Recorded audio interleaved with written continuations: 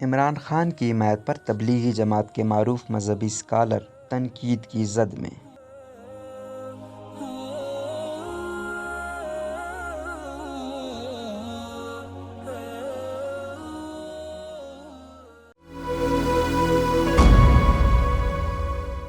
تاریخ میں ایسا صرف 2 بار ہی دیکھنے کو ملا کہ ملک میں تبلیغی جماعت یا اس سے وابستہ کوئی بڑی شخصیت سیاست میں متحرک ہوئی ہے۔ فاروق عادل کے مطابق مولانا مفتی زین العابدین کی شہرت ایک متوازن، نرم خو اور بیدار مغز عالم دین کی تھی اور ان کا اپنے چاہنے والوں میں بے پناہ احترام تھا۔ وہ تبلیغی جماعت کی شورا کے رکن تھے، لیکن اس تعلق کے باوجود ان کی اپنی شخصیت بھی بہت بھاری بھرکم تھی۔ سیاست میں ان کی دلچسپی ایک بحران کے موقع پر دیکھنے میں آئی۔ یہ عین وہی زمانہ تھا جب صدر غلام اسحاق خان اور وزیر اعظم محمد نواز شریف کے درمیان محض آرائی عروج پر تھی۔ بھڑکتی ہوئی اس آگ پر پانی ڈالنے کے لیے کئی شخصیات متحرک ہوئیں، ان میں سے ایک مفتی زین العابدین تھے۔ مگر اس بار تبلیغی جماعت کے ایک اہم نام پر باقاعدہ جانبداری کا الزام لگایا جا رہا ہے۔ معروف مذہبی شخصیت مولانا طارق جمیل گزشتہ کئی روز سے سوشل میڈیا پر تنقید کی زد میں ہیں، اور اس کی وجہ ان کا ایک حالیہ انٹرویو ہے۔ کچھ روز قبل بول ٹی وی کو دیے گئے انٹرویو میں وہ کہتے ہیں کہ میں پاکستانی ہوں، پاکستان کی شہریت رکھتا ہوں۔ کس طرح ان لوگوں کو خریدا گیا اور کس طرح خرید کے ایک دھوکے کے ساتھ حکومت بنائی گئی۔ ان کا مزید کہنا تھا کہ کیا یہ اللہ کے سامنے کھڑے ہو سکتے ہیں؟ کیا یہ اللہ کے نبی کے سامنے کھڑے ہو سکتے ہیں؟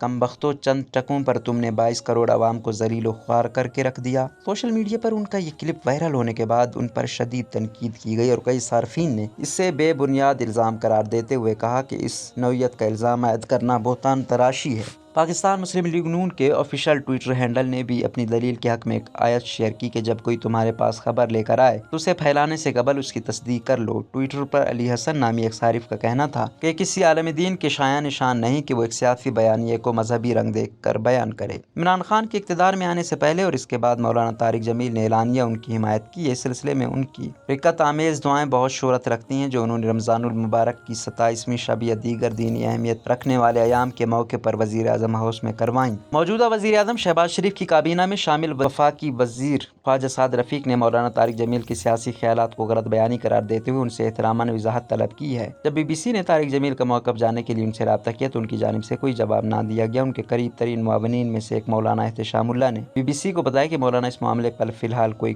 کمنٹ نہیں کریں گے۔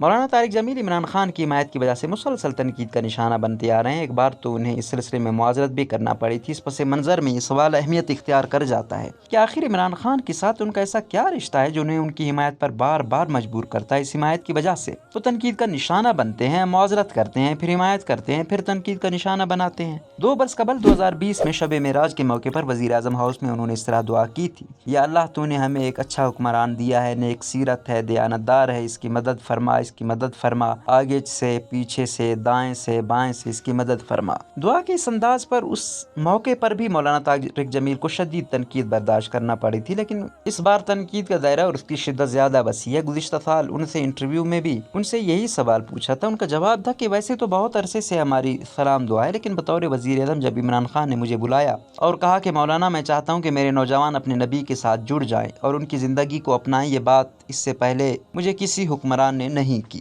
ان کا مزید کہنا تھا کہ عمران خان نے بطور وزیر اعظم پہلی ملاقات میں مجھ سے کہا تھا کہ میں چاہتا ہوں کہ میں آپ کو کالجوں اور یونیورسٹیوں میں بھیجوں اور آپ کے بیان کرواؤں۔ مستقبل میں عمران خان کامیاب ہوتا ہے یا نہیں وہ ایک الگ معاملہ ہے، لیکن میں اس کی سوچ سے بہت متاثر ہوا ہوں۔ تاہم ان کا مزید کہنا تھا کہ حکمرانوں سے ان کا ضبط کسی فائدے یا مفاد کے لیے نہیں بلکہ اس کی وجہ کچھ اور ہے۔ حکمرانوں کو نصیحت کرنے کی ذمہ داری بھی تو علماء پر عائد کی گئی ہے۔ میں اسی لیے ان سے ملتا ہوں۔ عمران خان سے تعلق، خاطر اور ملاقاتوں کے پس پشت بھی میرا مقصد ہمیشہ یہی رہا ہے۔ تبلیغی جماعت سے اخراج کی افواہیں۔ مولانا طارق جمیل کے حالیہ انٹرویو پر بڑے پیمانے پر رد عمل سامنے آئے۔ اس میں کئی باتیں دلچسپ اور توجہ طلب ہیں۔ سماجی رابطے کی ویب سائٹ ٹویٹر پر اپنے تبصرہ کرتے ہوئے ایک صارف محمد ریاض لکھتے ہیں: پتہ نہیں مولانا کو کیا ہو گیا ہے، کیا مجبوری ہے، ان کی ساری قوم ان کی عزت کرتی ہے، ان کے بیانات کو سنتی تھی، خواہ مخواہ انہوں نے خود کو متنازع بنا دیا ہے۔ وسیم اللہ خاموش نے اپنا تبصرہ مسلمان علماء کی طرف سے حکمرانوں سے دور رہنے کی روش کو مقبول ترک ڈرامے ارطغرل کے ایک مقبول کردار اور صوفی محی الدین ابن العربی کے تعلق سے کیا ہے۔ کبھی دیکھا نہیں کہ العربی ارطغرل کے گھر خود حاضری دینے گیا ہو۔ یہ تبصرہ اس لیے زیادہ معنی خیز ہو جاتا ہے کہ عمران خان اس ڈرامے کو پسند کرتے ہیں اور ان کی وزارت عظمیٰ کے دوران میں ہی اردو ڈبنگ کر کے اسے پاکستان ٹیلی ویژن پر دکھایا گیا تھا۔ ایک اور صارف نے سوال کیا: ایموشنل دعا کا ٹائم کیا رکھا گیا ہے؟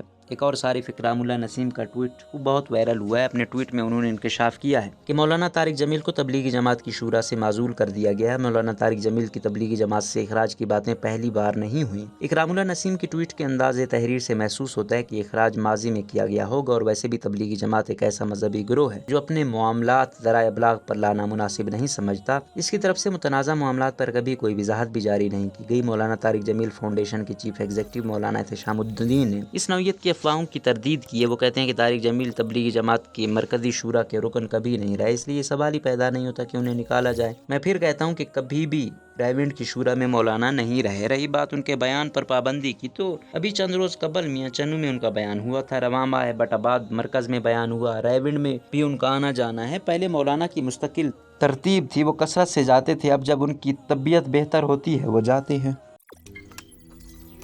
रोज़नामा कुदरत की वीडियो देखने के लिए अभी YouTube चैनल पर सब्सक्राइब करें और बेल आइकन पर भी क्लिक करें।